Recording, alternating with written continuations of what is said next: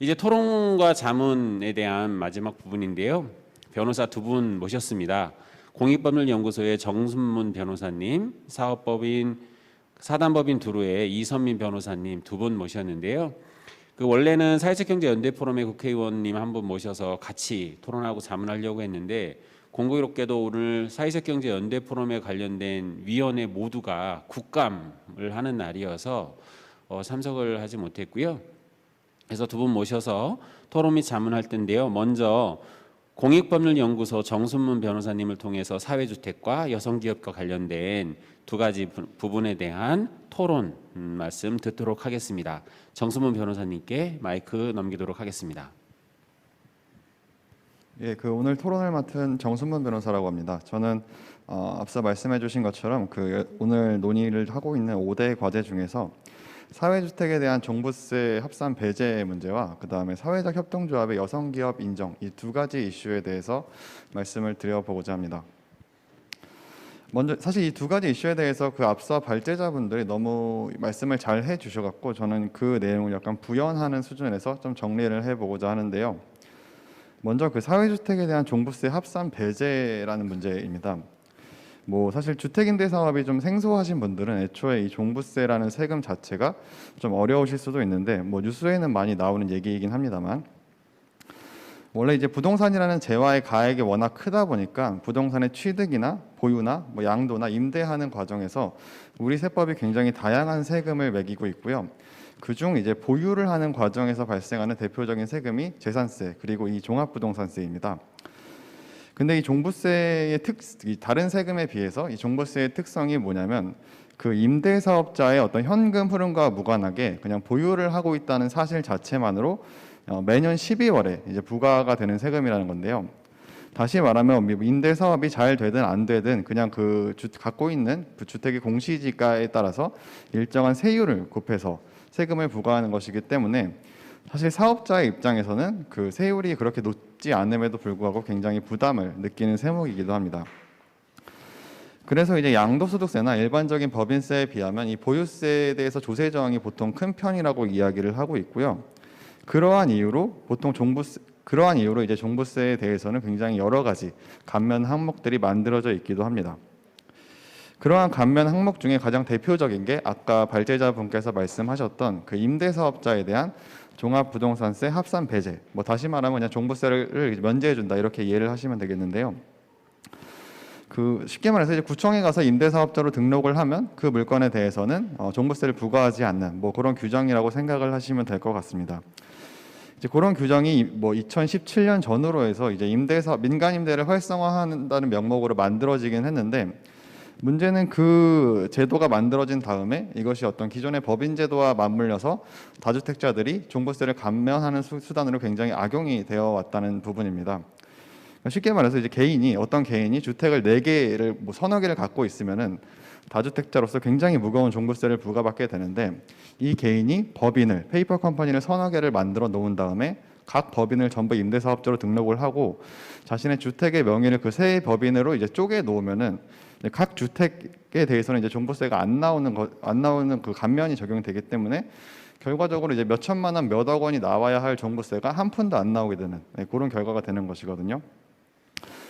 이제 그러한 어떤 기존 감면 제도의 악용이 최근에 어떤 부동산 폭등으로에 따른 어떤 민심 악화 이런 것과 더불어서 계속 이제 지적이 되어 왔고, 이게 결국에 작년에 개정이 되면서 법인 임대 사업자에 대해서는 이제 감면을 폐지를 하고 그 다음에 오히려 이제 법인 임대 사업자에 대해서 종부세를 중과를 하는 형태로 세법이 개정이 된 바 있습니다.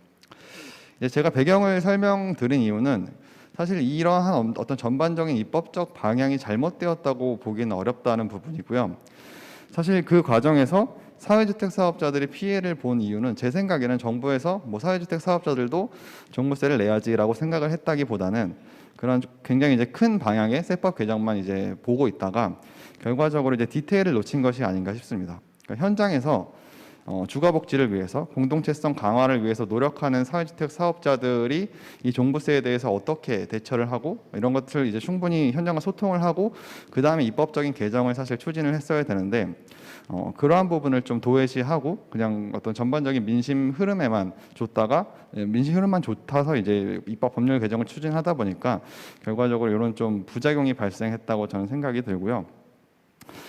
사실 이제 사회주택 사업자들 같은 경우에 제가 뭐 재무제표를 볼 일도 가끔 있는데 그 재무제표를 보면은 아무래도 좀 영업이익률이 전반적으로 다른 사업에 비해서 낮게 나옵니다. 그 이유가 뭐냐면 결국 그 주택 사업에 있어서 사회적 가치라고 한다면은 뭐 좋은 주거 환경과 그 환경 대비 합리적인 어떤 임대료라고 볼 수 있을 텐데 그러한 가치들을 추구하다 보면은 사실 영업이익이 높게 나오기 힘들거든요. 사업자들의 입장에서는.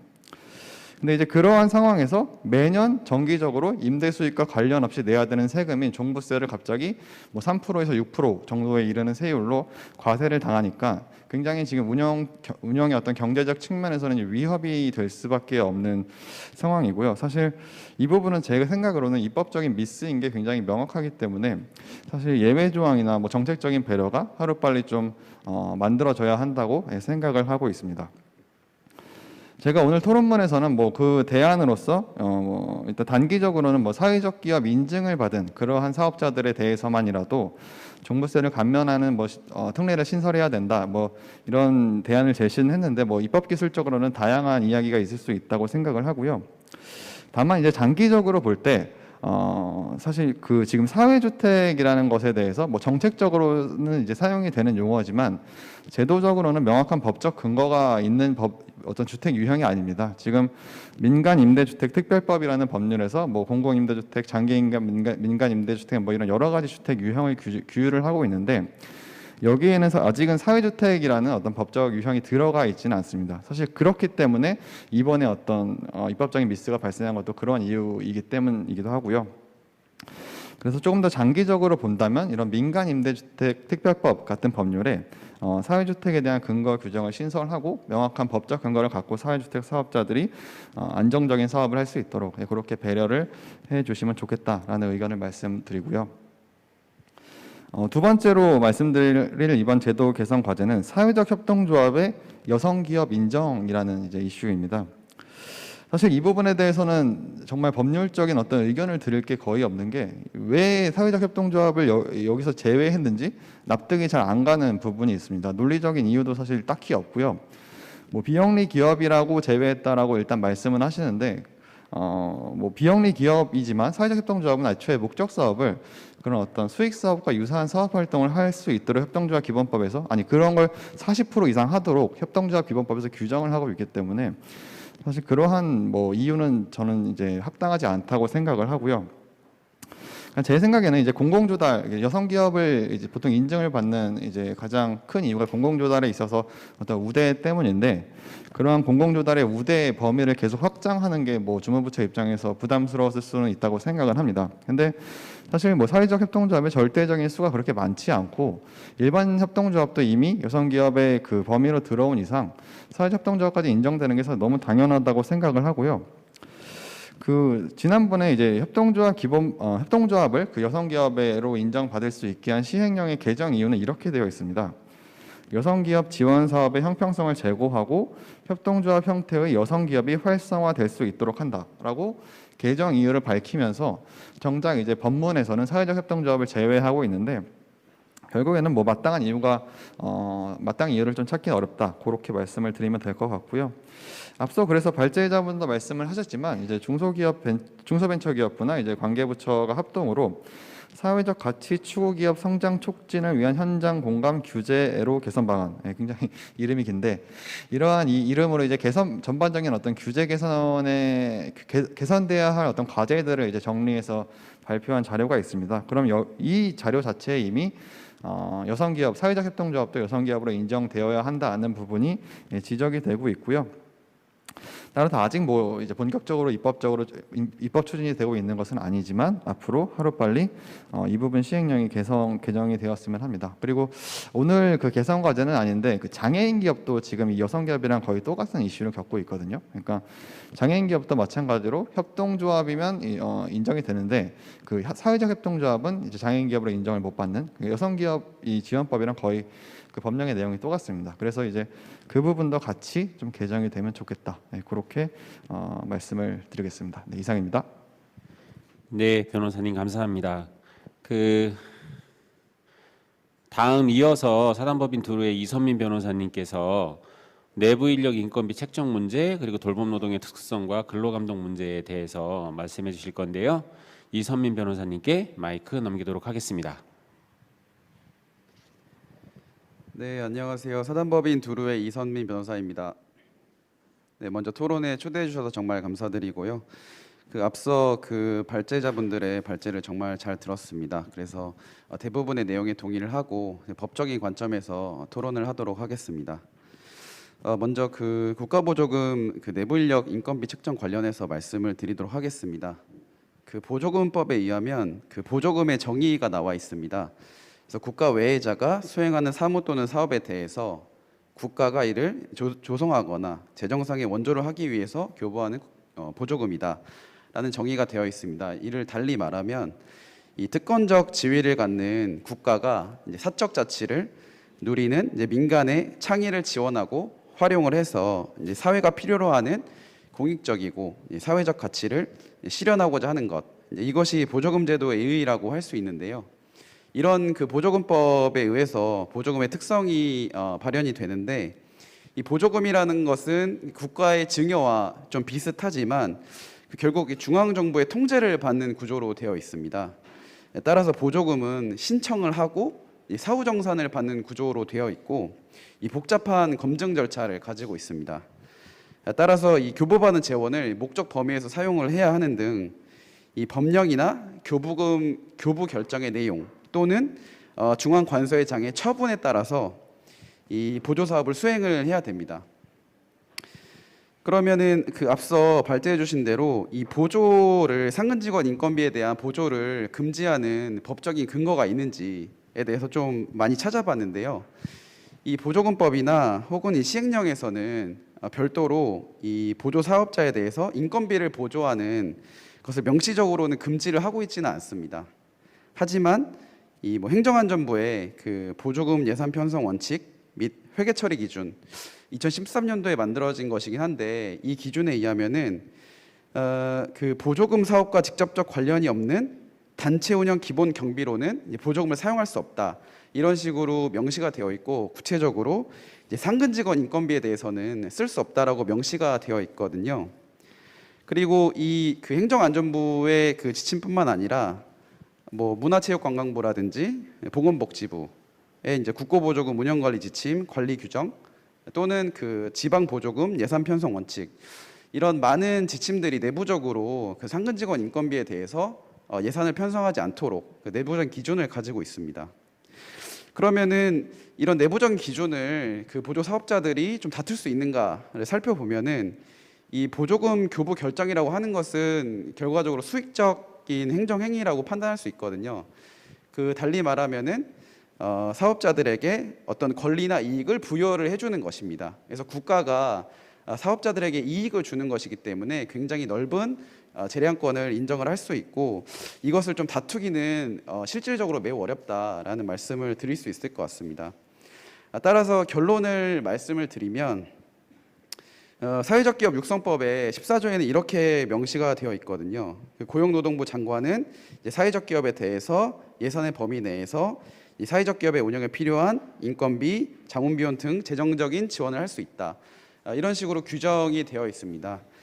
따라서 행정청의 내부적인 변화를 기대한다기보다는 어떤 사회적 기업 육성법과 같이 입법을 통해서 인건비 지원에 대한 법률적 근거를 마련하는 것이 가장 효과적인 방법이 아닐까라는 의견을 드립니다. 두 번째로는 돌봄 노동의 특수성과 근로감독 문제 개선에 대해서 말씀을 드리도록 하겠습니다. 그 앞서 이사장님께서도 말씀을 해주셨지만은 이 돌봄 노동자의 근로자성에 대해서 좀 판단하기 어렵다라고 생각을 합니다. 이제 발제문에 언급된 돌봄 노동자들이 그 유형이 굉장히 많았는데요. 이분들을 근로자성을 일률적으로 좀 판단하기는 어렵고요. 주로 이제 제가 돌봄 노동자 위주로 말씀을 드리도록 하겠습니다. 이게 전통적으로 노동자라고 하면 이제 근로자라고는 계속 칭하겠습니다. 근로자라고 하면은 결국 이제 사용자의 지휘 감독을 받고 사용자에게 노무를 제공하는, 그래서 쌍방향적인 이제 근로 지휘 감독을 전통적인 근로자라고 본다면, 이 제가 돌봄 노동자의 경우에는 제가 이제 토론문에는 그 그림으로 표현을 했는데, 쌍방향적인 근로계약 관계라기보다는 약간 삼면 구조의 근로계약 관계를 가지고 있습니다. 그래서 사회적 경제 조직으로 대표되는 사용자가 있을 수 있고요. 그리고 돌봄 노동을 제공하는 돌봄 노동자, 그리고 이제 서비스를 이용하는 가정, 기관이 있을 수 있습니다. 그래서 이렇게 삼면으로 이루어지고 있어서 전통적으로 근로자라고 판단하기에는 어렵다라고 말씀을 드릴 수 있고요. 이런 그 근로자성에 대한 애매함이 돌봄 노동자들의 이제 근로자성을 부인하는 근거가 되기도 해 왔습니다. 그러면은 이분들을 노동법적으로 보호할 필요가 없느냐라고 생각을 한다면, 저는 이 근로기준법상 근로자로 판단을 하긴 어렵다고 하더라도 장기적으로는 좀 노동법적인 보호가 매우 필요하다라고 생각을 하고요. 그 이유로는 이제 돌봄 노동 자체가 대표적으로 이제 고강도 그리고 불안정, 저임금 일자리로 많이 이제 설명이 되고 있기 때문입니다. 그래서 저임금 혹은 포괄임금이라든지 아니면 근로시간 문제, 휴게시설의 문제라든지 돌봄 노동의 특수적인 그 특성으로는 가정 내에서 돌봄 노동 이외에 다른 노동을 이제 강요를 받는다라든지 아니면 산업안전 관련 문제라든지 이런 문제들이 굉장히 다양하게 이루어지고 있거든요. 그래서 이런 것들을 해결하기 위해서는 여러 가지 방안이 있을 수 있지만 결국 노동법적인 보호가 필요하지 않나라는 말씀을 드리고요. 그럼에도 불구하고 이 노동법과 이 돌봄 노동의 특수성, 이 충돌을 하는 부분이 존재를 하거든요. 그래서 근로자로 만약에 판단을 한다면 노동법이 적용이 돼야 되겠지만, 근로기준법이 적용이 돼야 되겠지만, 다만 이 돌봄 노동자를 위해서 특별히 신설을 해야 되는 내용이라든지 아니면은 돌봄 노동자에게 적용하기에는 좀 적절하지 않거나 좀 어려운 내용이 존재한다라든지 이런 것들이 존재를 하는 게 확실하고요. 시간이 짧아서 다 말씀드리기 어렵겠지만은 아까 그 이사장님께서도 말씀해 주신 것처럼 협동조합의 노동자 협동조합의 조합원과 혹은 이제 근로기준법상의 근로자가 이제 충돌하는 문제, 예를 들어서 근로자가 퇴직을 하게 되면 14일 이내에 모든 금품을 청산을 해야 되는데 협동조합 같은 경우에는 다음 회계년도 이후에 출자금을 반환해야 된다라는 이런 하나하나 부딪히는 지점들이 있기 때문에 이런 것들은 장기적 과제로 연구 및 토론을 하면서 해결해야 되지 않을까 싶습니다. 그래서 결론을 말씀드리면, 이 돌봄 노동자들이 과거에는 그 노동으로 인정을 받지는 못했지만 최근에는 이제 필수 노동자로 호명이 되면서 점점 노동으로 인정을 받고 있고, 앞서 말씀드린 여러 문제를 해결하기 위해서는 결과적으로 노동법적인 보호를 받아야 한다라는 게 제 결론이고요. 다만 이런 노동법적인 보호를 해주는 것이 결국 사회적 경제 조직에게는 비용 증가로 이어지게 될 것이다라는 예상을 충분히 할 수 있습니다. 그러면 이 문제를 어떻게 해결할 것인가? 앞서 말씀해 주신 것처럼 이것은 노사정이 같이 만나서 정부에게 우리가 돌봄 노동자들에 대한 인권을 보호를 해줄 테니, 임금에 대한 인상을 해줄 테니 정부가 비용을 어느 정도 분담을 해라. 이것이 가장 효과적인 해결 방안이 아닐까라는 생각을 해봅니다. 네, 이상입니다. 네, 감사합니다. 이선민 변호사님. 그 두 가지 주제 다 어려운 주제죠.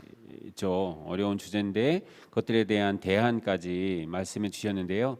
다시 한번 감사드리고 바로 청중 토론으로 들어갈 건데요. 그 발제해 주셨던 현장 참여하셨던 네 분 참여해 주시고 줌으로 김지영 이사장님 참여하고 계신 줄 알고 있습니다. 그래서 줌에서 대기해 주시면 감사하겠습니다. 사회적경제연대 포럼이 주최하고요. 한국사회적경제연대회의, 경기도 사회적경제센터, 그리고 서울시 협동조합지원센터, 인천광역시 사회적경제지원센터가 주관하고요. 윤호중 강은미, 민영배 의원이 공동 주관하는 토론회입니다. 그리고 여기에 한겨레 경제사회연구원, 이로운넷 라이프인 그리고 두레생협이 후원하고 있는데요. 이제 마지막으로 청중 토론할 건데 질문을 올려주신 분도 계시고 지금 혹시 종합적으로 들으시면서 궁금했던 것들, 내용상 궁금했던 것들 아니면 이런 제안들은 어떻게 생각하는지 제안에 대한 부분들 이런 것들을 다양하게 주시면 좋을 것 같습니다. 줌으로 참여하신 분들은 발언도 가능한데 이게 현장에서 방송이 될지는 잘 모르겠습니다. 어쨌든 가능한 방식으로 편안한 방식으로 질문 주시고 제안 주시면 좋을 것 같고요. 이 청중 토론과 마무리 정리에 대한 부분들은 정책기획위원장님이신 강민수 위원장님께 마이크를 넘겨서 진행하도록 하겠습니다. 네, 그 종합 토론 사회 보게 된 강민수라고 합니다. 지금 우리 유튜브를 통해서 몇 분 질문 주신 분이 있는데요. 그 올라온 질문 중에 우리 민동세 이사장님 질문 주신 내용부터 먼저 조금 얘기 듣고 그 다음에 해당 사항 저한테 제가 발제한 부분에 대해서 질문 주신 게 있어요. 2가지 정도 먼저 말씀드리고 혹시 또 추가로 질문이 있으면 질문 답변하고 마지막으로 질문이 없으면 우리 발제했던 분들 최종적으로 소감 이렇게 들으면서 오늘 마치려고 합니다. 먼저 올라왔던 그 내용 중에 우리 민동세 이사장님 해당되는 부분 먼저 좀 답변을 먼저 듣겠습니다. 예. 네. 그 유튜브로 올라온 질문의 내용이 그 장규양 요원의 경우 여기서 장규양 요원이라고 하면 서비스를 제공하고 있는 요원이라고 아까 제가 말씀드린 제가에서 치면 요양보호사가 대표적인 전문 요원이라고 얘기할 수 있는데요. 2008년도에는 근로자성에 대한 인정이 그 모호하고 인정되지 않았었지만 지금 인정되지 않았냐라고 하는 그런데 지금 다시 또 근로자성에 대한 이야기를 하는 거에 대해서 추가적인 의견을 말씀하셨고요. 그리고 이어서 그 이제 3자 간의 근로계약이라는 것이 과연 명확하게 할 수 있는 건가 이런 거에 대한 질문. 그다음에 마지막 3번째가 파견 근로에 대한 이야기도 나오고 있는데 그에 대한 의견들을 여쭤봤습니다. 우선 그 말씀하신 그러니까 첨언하신 내용에 대해서 확실히 동의하고 또 맞습니다. 그러니까 처음에 그 장기 요양 보험 제도라는 것을 통해서 이 요양보호사의 직업 자체가 그 양성화 대상을 하는데 가장 큰 역할을 했고요. 그리고 초기에 근로자성에 대한 논란이 우리 사회에 굉장히 큰 의제로 논의된 것도 사실입니다. 그러니까 오늘 제가 사회적 경제에서 돌봄 노동자의 근로감독에 대한 문제를 얘기하면서는 예를 들면 근로자성이라고 얘기할 때에 근로자의 지위를 인정하지 않는 것이 아니라 그 부분을 논의하자는 것이 아닙니다. 이미 우리는 근로자의 지위를 가지고 있다는 기본 단계에서의 보장은 되어 있는 건데 다만 근로자로 인정이 되었다면 그 근로자성에서 그 다음에 근로자이기 때문에 가져야 될 임금이라든가 아니면 그 처우 개선, 쉼과 관련된 보장을 어떻게 요구할 것인가라고 하는 더 나아가서는 단체 행동권까지 나가는 부분들을 과연 어떻게 이것을 만들어갈 수 있을 것이냐라고 하는 것에 대한 확대된 내용들을 근로자성에 대한 보장이라고 말씀을 드린 거고요. 그렇기 때문에 과거 2008년도에 논의됐던 쟁점을 다시 한다가 아니라 지금은 근로자인 돌봄 노동자들이 보다 더 나은 그런 근로 환경이나 임금에 대한 문제를 어떠한 방식으로 좀 이렇게 뭐랄까 좋게 개선해 갈 것인가 이런 얘기를 하는 거고요. 2번째 고용관계의 명확성이라고 하는 것은 개인적으로는 예를 들면 아까 토론하는 과정에서 이선민 변호사께서 3자 간에서의 협의 구조가 굉장히 필요하다고 얘기했지만 그 3자 구조라고 하는 것은 고용자와 피고용자 사이에서의 책임을 분담하자는 얘기는 아닙니다. 고용자와 피고용자 사이에서는 결국은 사업자의 지위에 있는 사람과 그리고 근로자, 노동자 사이에서의 고용에 대한 직접적인 책임은 가는 거고요.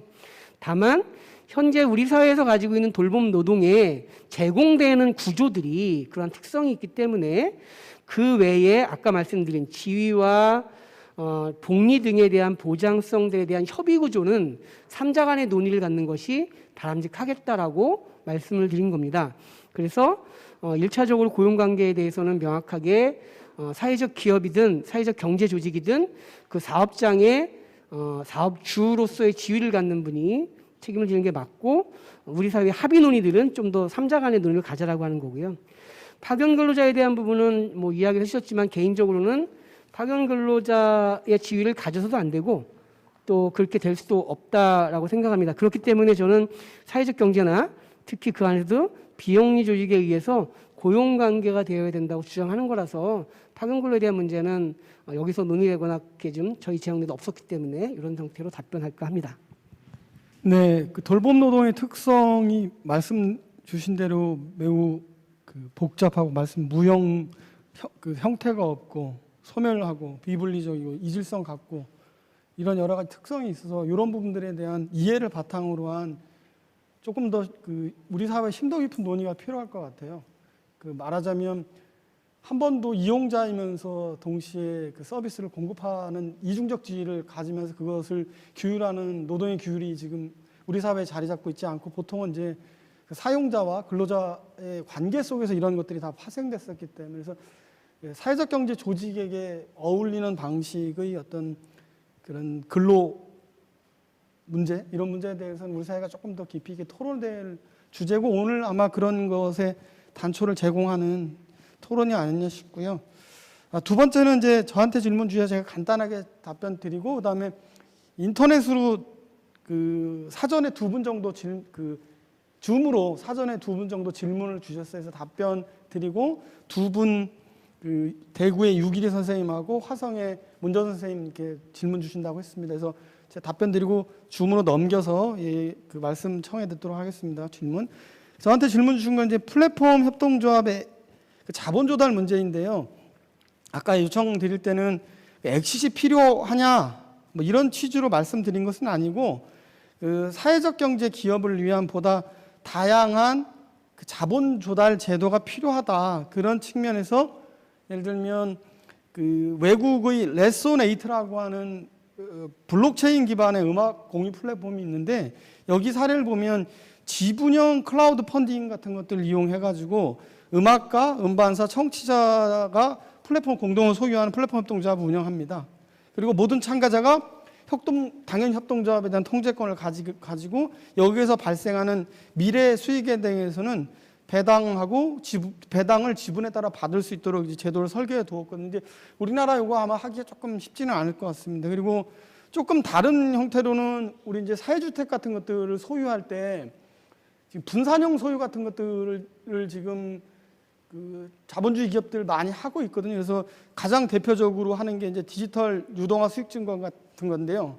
웹에 이제 신원 인증화 플랫폼 기반으로 그리고 나면 계좌를 개설을 해가지고 소규모로 그 자본을 조성할 수 있는 이런 방식들도 있습니다. 그래서 말하자면 그 기술의 진보에 따라서 소유를 이렇게 다양한 방식으로 하면서 우리로 표현하면 다양한 이런 협동조합적인 방식의 소유를 하면서 자본을 조성하고 거기에 따른 이윤 일종의 이런 것들을 향유할 수 있는 제도들이 만들어지고 있으니까 그런 제도들이 협동조합이나 사회적 경제기업을 위해서 조금 더 연구되고 함께 논의될 필요가 있는 게 아니냐라고 하는 맥락에서 말씀을 좀 드렸습니다.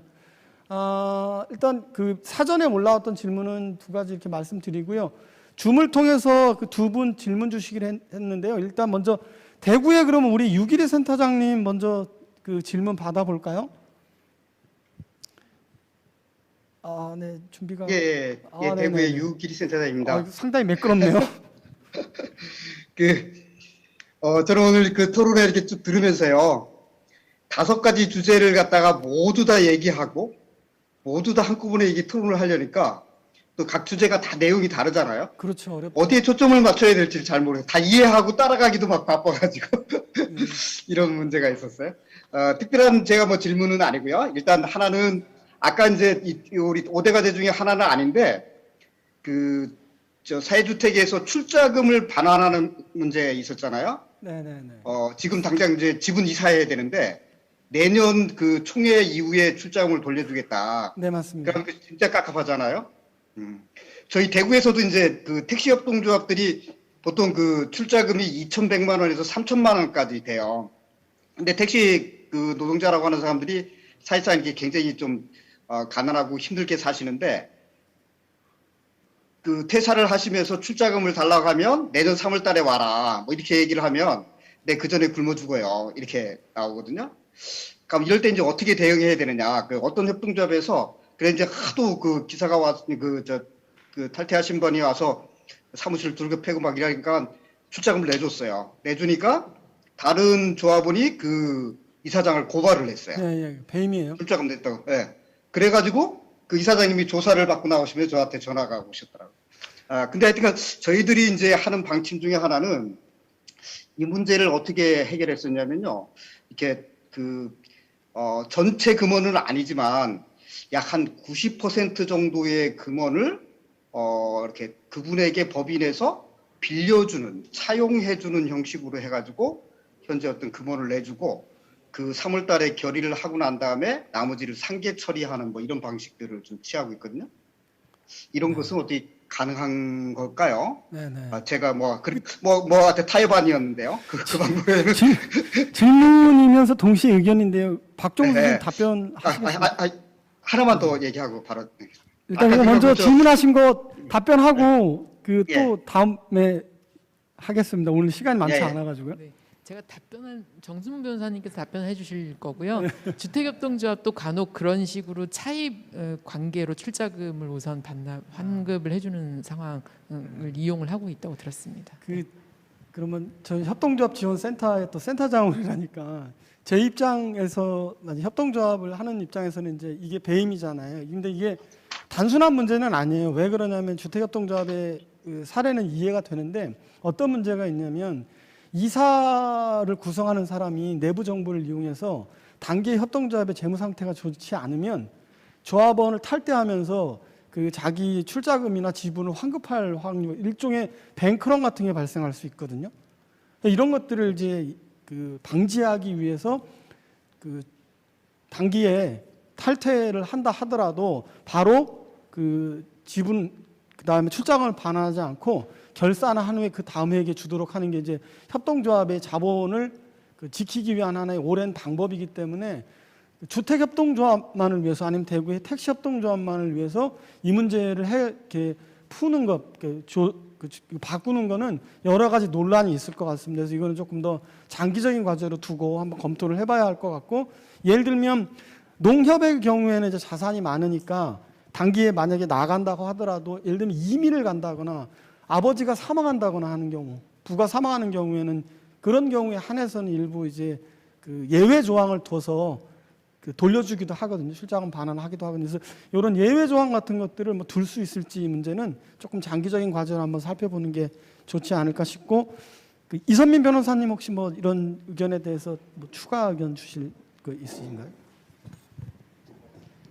네. 정수문 변호사님을 지목해 주셨는데 저한테 또 말씀해 주셔가지고 근데 저는 그 말씀해 주신 내용을 들으니까 그 가장 합리적인 해결 방안이 아니었나 싶어요. 그러니까 말씀하신 대로 그 다음 회계년도 기준으로 그 출자금을 반환을 해야 되기 때문에 미리 출자금 형식으로 반환을 할 수가, 그러니까 지금 법적인 기준에서는 없거든요. 그렇다면은 금원의, 그러니까 출자금의 뭐 일정 비율 이하로 약간 대출 차용해주는 방식으로 지급을 하고 그것을 상계하는 방식이 지금 과정에서는 좀 가장 좀 실용적인 방안이 아닐까 싶고요. 말씀하신 대로 좀 제도 개선이 필요한 사항일 것 같습니다. 감사합니다. 네, 그 정수문 변호사님, 제가 없으신 걸로. 네. 그래도 또 굉장히 좀 재밌게 우리가 토론을 하는 것 같은데. 약간 뭐 엎드려 절받는 느낌으로 발언을 하긴 하는데, 그 말씀하신 방법이 지금 실무적으로 많이 쓰이고 있는 건 맞습니다. 그렇게 대출을 하는 방법을 통해서 이제 협동조합 기본법에서 그 차년도에 환급을 하도록 하는 조항을 피해 가긴 하는데, 지금 그게 허용되는지는 사실 명확한 거는 없습니다. 뭐 법원에 판례가 있는 것도 아니고요. 뭐 이것에 대해서 기재부가 유권 해석을 해놓은 것도 아니고, 일단 제가 그냥 보수적인 입장에서는 저는 가급적이면 하지 말라고 말씀은 드립니다. 왜냐하면 불명확한 상황에서는 안 하는 게 뭐 당연히 리스크 감소 차원에서 맞기 때문에 그렇게 말씀은 드리는데, 말씀하셨던 것처럼 일단은 그 해당 조항은 협동조합의 그 현금 흐름의 어떤 부족을 막기 위해서, 현금 흐름의 그 어떤 지급 유예 같은 걸 막기 위해서 이제 만들어진 조항이긴 한데, 너무 예외 없이 법에 그렇게 규정되어 있는 측면이 있어갖고 좀 입법적 개선 과제라고 생각을 합니다. 예. 좀 장기적으로 두고 그 하나의 협동조합에 바로 적용하기는 어려울 것 같으니까 전체적인 것을 고려하면서 논의해보자는 취지로 말씀 주셨고요. 줌으로 한 분 더 그 질문이 있으십니다. 그래서 그 마이크를 넘길 테니까 줌의 김유진 팀장님, 네, 질문 주시면 좋을 것 같습니다. 준비되셨나요? 네, 안녕하세요. 네네. 화성지 사회적경제센터 김유진입니다. 저는 센터장님이 이제 그 백신이 일주일 앞당겨져가지고 제가 대신 참석을 했고요. 지금 논의들이 굉장히 현장에서 깊이 있는 그 고민으로부터 나오는 거라서 사실 질문보다는 이 내용을 좀 따라가기 바빴습니다. 저는 이제 여성기업 부분이 되게 제가 어쩌다 공무원으로 있을 때 저도 이제 규제개혁 쪽으로 사회적 협동조합이 왜 여성기업 지위를 할 수 없느냐라고 가지고 저도 이제 제출한 적이 있는데, 제출하고 2020년도 10월 달에 그 중기부에서 옴부즈만 규제개혁 과제로 여성기업 문제가 그 보도자료가 배포가 되더라고요. 그래서 이거는 벌써 지금 그 통과된 게 아닌가라고 했는데, 아직 제가 전화를 해보니까 그 중소기업벤처부 정책기획과에 전화를 해보니까 아직도 그 구체적인 계획이 없다라고 하시더라고요. 그래서 이런 것들은 국민적 공감대가 어느 정도 형성돼 있고, 기관에서조차 중소벤처기업부에서 또 그 문제인식을 하고 있기 때문에 좀 의원 발의 이쪽으로 좀 빨리 그 스텝을 밟아 나가는 게 좋지 않을까, 이런 생각을 했습니다. 네. 질문이, 네. 질문이라기보다는 의견이시네요. 네. 네, 죄송합니다. 아니 뭐 괜찮죠. 여성 기업을 그 사회적 협동조합이 여성 기업의 지위를 받을 수 있는 빠른 방법은 의원 입법이다, 이런 말씀 주신 것 같아요. 그럼 오늘 잘 의견 모아서 이런 것들 한번 추진해 보도록 이렇게 하겠습니다. 일단 유튜브하고 현장에 의견 들어온 건 이 정도고요. 추가로 질문 없으시면 우리 김지영 이사장님 혹시 참여하시는데 말씀하실 수 있으신가요?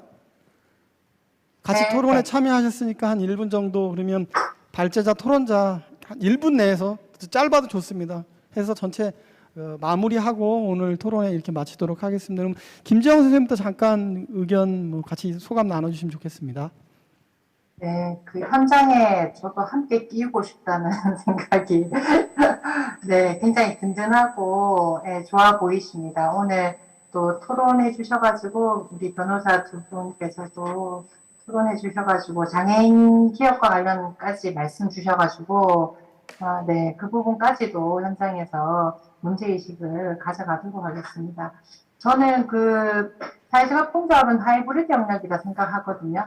그래서 기존의 법 제도 체계 내에서 완전히 이해되기 어렵고 또 정부 부처에서도 인식이 좀 부족할 수밖에 없겠다라는 부분에 있어서는 충분히 그럴 수 있겠다라는 생각을 하고는 있습니다. 그렇지만 어쨌든 우리가 영리와 비영리를 계속 대척점에 두고 좀 그동안에 생각해왔던 것이 아닌가, 영리 아니면 비영리다, 이렇게 생각해왔던 이제 우리가 체계 자체가, 인식 체계 자체가 그렇게 굳혀져 있는 것 같습니다. 그래서 뭐 민원을 넣거나 뭔가 요구할 때 당신네들은 뭐 비영리지 않느냐, 또는 당신네들은 영리 활동을 하지 않느냐, 이렇게 해서 여기서도 홀대 저기서도 홀대 이런 대우를 좀 받아왔던 것 같습니다. 근데 저는 기업가라 생각하고 있습니다. 그렇지만 또 활동가라고도 생각하고 있습니다. 우리의 정체성을 하나의 프레임으로 이해하는 것은 부적절하다는 생각을 하고 있습니다. 그래서 여성기업의 문제가 지금 이슈화가 되었지만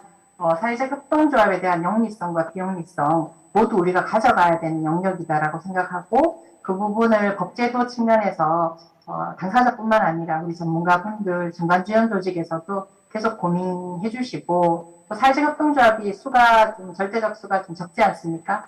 그럼에도 불구하고 계속 관심 가져주시기를 좀 부탁을 드리겠습니다. 감사합니다. 초대해 주셔서.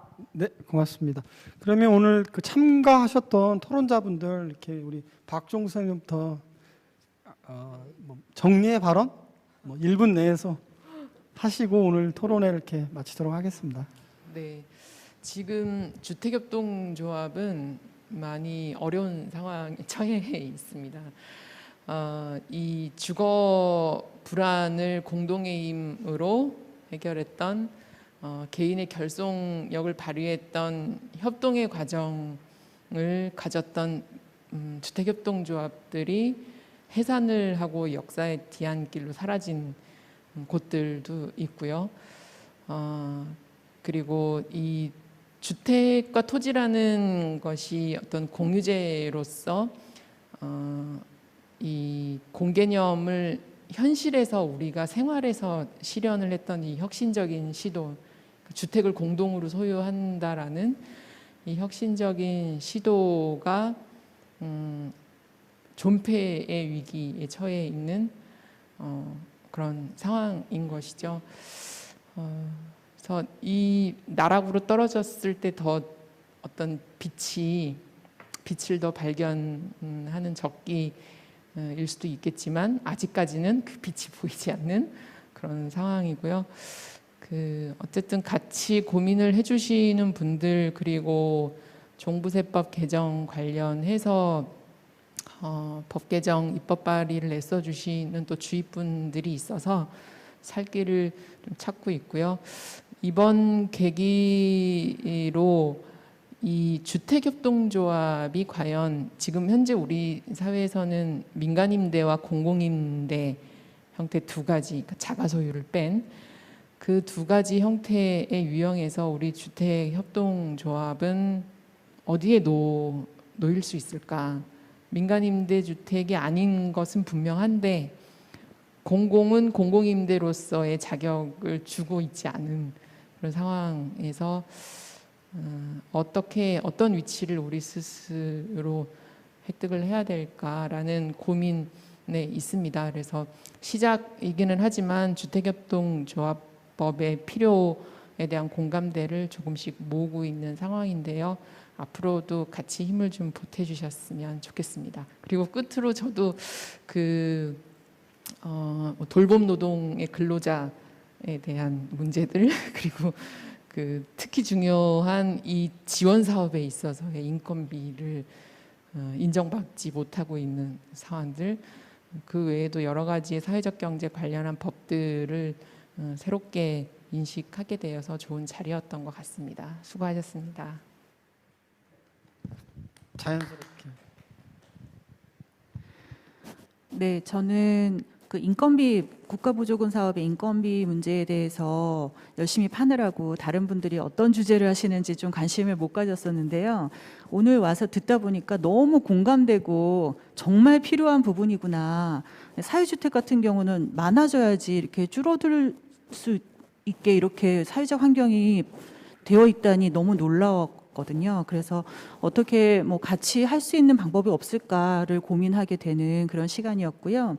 마찬가지로 돌봄 노동자 관련해서도 저희도 아동 돌봄 영역에 있기 때문에 너무나 공감하는 바이거든요. 그래서 저희는 저희 공동육아 같은 경우는 공동육아 노동기준안이라고 해가지고 저희만의 근로기준법이 아닌 저희만의 노동기준안을 따로 마련을 했었어요. 15년 전부터요. 그래서 이렇게 같이 이야기할 수 있는 시간이 이번을 계기로 해가지고 새로 마련됐으면 좋겠다라는 생각이 많이 들었고요. 같이 할 수 있는 일들이 되게 많구나 오늘 굉장히 많이 느끼는 그런 시간이었습니다. 만나서 반가웠습니다.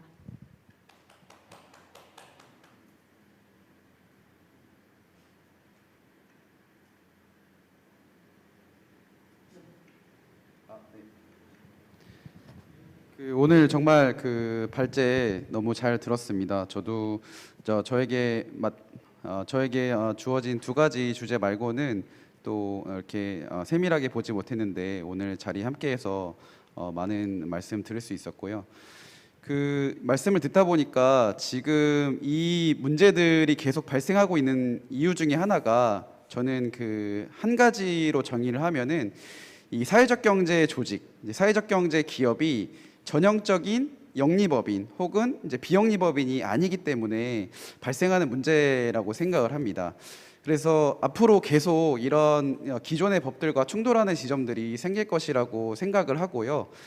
저희가 앞으로 계속 노력을 해서 전형적인 영리법인이 아니고 전형적인 비영리법인은 아니지만 우리는 사회적 경제 기업으로, 사회적 경제 조직으로 하나의 섹터로 인정을 받아가지고 앞으로 여러 가지 사업을 하시거나 문제를 해결해 나가는 데 있어서 꼭 도움이 됐으면 하는 바람입니다. 네, 이상입니다.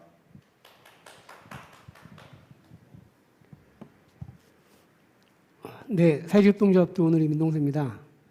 오늘 토론회 아까 어느 분이 말씀하신 것처럼 매우 다양한 주제를 여기저기에서 매우 중요하다고 다 얘기를 해갖고 좀 깊이나 이런 부분들이 없어 보이는 것처럼 보일 수도 있지만 절대 그렇지 않고요. 이 하나하나가 매우 중요한, 그리고 지금 이 토론을 같이 이 자리에 있는 분이나 랜선에서 같이 있는 분들도 다 고민이 있었던 분들이기 때문에 어느 정도 충족되지 않았을까라는 생각이 듭니다. 또한 한국사회적경제연대회의가 올해의 5대 과제로 정한 이 내용들이 오늘 이야기를 통해서 공론화가 되고 또 어떻게 해결할까라고 하는 우리들의 의지들이 모여지는 이런 과정이 시작점이었으면 좋겠다, 이런 생각들과 응원들을 같이 보내고 싶습니다. 또 개인적으로는 돌봄 노동에 대한 이야기를 했는데 편하게 이렇게 얘기하고 싶습니다. 하나는 사회적 가치를 높여야 된다고 얘기했는데요. 과거에는 집안에 누가 아프면 여성들, 특히 딸보다도 며느리가 돌봐야 되는 것을 당연하게 생각했거든요. 요즘에 절대 그러지 않습니다. 딸 자식이든 아들 자식이든 다 모여서 가장 돈을 못 버는 사람이 돌봅니다. 왜 그럴까요? 우리 스스로가 그렇게 생각하고 있는 거거든요. 이러한 부분들을 어떻게 좀 바꿀까라고 하는 것이 사회적인 공론의 시작점이라고 보고요. 두 번째로는 오늘 돌봄 노동에 대한 이야기를 했지만 이 안에는 실제 그 2000년대 초반서부터 간병서부터 시작해서 돌봄들의 노동을 하던 곳들을 사업장으로, 사업주로 또는 사업자의 지위로 지켰던 수많은 사회적 경제 조직들이 있습니다. 이 조직들이 오랜 기간 동안 헌신하고 돌봄 노동에 대해서 노동자들과 같이 하려고 했던 마음들이 있었던 거죠. 결코 우리 서로 간의 관계에서 갈등적 관계나 무언가를 서로 더 찾기 위한 관계가 아니라 우리 사회를 좀 더 따뜻하게 돌보기 위한 그런 좋은 돌봄들을 만드는 관계에서 사회적 경제의 조직 내에 구성원들이 함께 논의하고 또 노력했으면 하고 해결했으면 하는 그런 바람을 기원해 봅니다. 고맙습니다. 네. 오늘 토론회 준비해 주신 분들 굉장히 고생 많으셨고요. 사실 외부에서 보시는 분들께서는 맨날 매년 5대 가더니 10대 가더니 하면서 맨날 과제만 이렇게 많냐 이렇게 생각을 하실 수도 있는데 사실 꽤 많은 과제들이, 과거에 제시되었던 꽤 많은 과제들이 이러한 토론회를 통해서 이미 상당 부분 입법적으로 해결이 되고 있습니다. 사회적 경제 기본법처럼 좀 잘 안 되는 부분도 있기는 한데 그 외에 어떤 입법적인 미비 때문에 발생한 과제들은 이제 많이 해결이 되고 있고요. 그렇게 해서 우리 사회적 경제 생태계가 이제 조금씩 한 발짝씩 앞으로 나가고 있고 그만큼 더 좋은 환경을 만들고 있다는 점을 좀 말씀을 드리고 싶습니다. 그래서 이제 그러한 이제 환경을 만들 수 있도록 자리를 마련해 주신 여기 사회적 경제 연대 회의나 여러 이제 광역 지자체의 협동조합 지원센터, 사회적 경제 센터 분들께 감사의 말씀을 드리고요. 오늘 제시된 과제들도 이제 조만간 하루속히 좀 해결이 되어서 조금 더 좋은 환경이 되었으면 합니다. 네, 이상입니다. 네, 저는 오늘 사회적 경제 기본법 제정의 필요성하고 장기적으로 사회적 경제를 우리 사회가 어떻게 이해했으면 좋겠는지 토론 드렸는데 오늘 토론자들하고 같이 토론하면서 나오는 문제의 핵심이 결국 우리 사회의 비즈니스를 하는 조직이 영리 조직이 있잖아요. 포프라핏이 있고 그다음에 난프라핏 있잖아요. 비영리 조직. 그리고 영리도 비영리도 아닌 조직이 있잖아요. 나포프라핏이라고 영어 표현하는데 영리도 비영리도 아닌 조직을 사업하는 조직으로 인정하지 않는 그런 것으로부터 아마 출발하는 많은 문제들이 발생하는 게 아닌가 싶습니다. 그래서 우리 사회가 이런 비즈니스를 할 수 있는 조직들을 이해하고 그것을 그 사회를 혁신하는 하나의 중요한 도구로 함께 인정할 수 있도록 우리 현장에 같이 노력해 갔으면 좋겠다라고 하는 말씀으로 토론 사회를 마치고 오늘 전체 정리는 우리 하재찬 상임이사님께 마이크를 넘기겠습니다. 감사합니다. 네, 일단 그 오늘 발제와 토론해 주신 우리 분들에게 큰 박수 한번 부탁드리면 좋겠습니다. 네, 감사합니다. 제도 개선 5대 과제 선정하는 과정에서 46개의 그 제도 과제도 확인됐습니다. 그리고 그 사회적 경제 연대 포럼을 통해서 국회와 직접적으로 해결할 수 있는 소통 체계를 만들어가고 있고 제도 개선 위원회와 사회적 경제 연대 포럼이 별도 간담회도 가졌었습니다. 상반기 때. 그래서 이런 것들을 통해서 5대 과제는 구체적으로 의원들 그리고 해당 위원회들과의 간담회 자리를 갖고 조금 더 깊이 있는 논의, 조금 더 가능한 해결점들을 찾는 그런 논의들을 연대회의에서 진행할 예정이고요. 본 토론회 진행하는 것에 있어서 서울시 협동조합지원센터, 경기 사회적경제센터 그리고 인천 사회적경제지원센터 세 곳에서 물심양면으로 굉장히 많은 도움을 주셨습니다. 감사드리고요. 이 세 곳보다 더 많은 활동을 했던 것이 현장에서 취합한 사회적경제활동단 그리고 사회적경제위원회 분들이 많은 노력들을 해주셨는데요. 이런 분들의 노력들을 통해서 이 결과물들이 만들어졌고 저희는 이거를 결과물이라고 생각하지 않습니다. 여기에서 이 제도 개선이 해결되는 그것이 결과물로 만들어질 수 있도록 연대회의 관심 갖고 노력할 거고요. 여기에 여러분들이 계속 마음과 힘을 같이 모아주시면 좋을 것 같습니다. 오늘 논의를 통해서 사회성을 가진 경제 주체에 대해서 우리 사회가 어떻게 바라보고 있고 그 바라보는 거가 얼마나 제한점이 많은지 그리고 얼마나 많은 어려움들을 주고 있고 제도가 바뀌는 과정에서 나아지기보다 나아지지 않는 부분들도 굉장히 많이 발생되고 있다라고 하는 것들을 사회주택 문제를 통해서 확인했던 것 같습니다.